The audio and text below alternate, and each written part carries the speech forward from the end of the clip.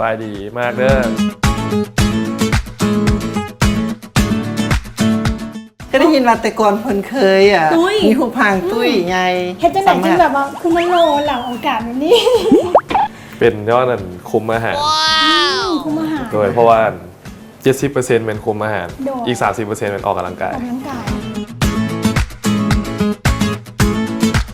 มามีจะถนัดเลยเรื่องการเข้าครัวแม่นบ่ ด้วย นี่สัง เบิ่ง เกต เบิ่งวิธีจับกับหูแล้ว สังเกตเบิ่งการหั่นแซลมอนคันนี้นี่ไม่หั่นซื่อเลยปกติมากินเผ็ดบ่เป็นรสจัดบ่หรือว่าแบบรสจืดธรรมดา ส่วนใหญ่ก็จะติดหวานเลยนะ ติดหวานน้อยเลย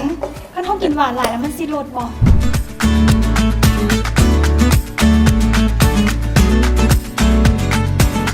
ยิงซีนไปแล้วเนาะเมื่อกี้นี้แบบ 2 ตอนเลยนะ2 ตอนเลยนะ ได้ ได้เ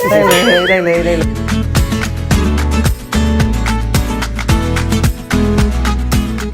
วันนี้มาเอกมาเฮ็ดเมนูเพื่อสุขภาพสายเฮลตี้บุคคลพลาด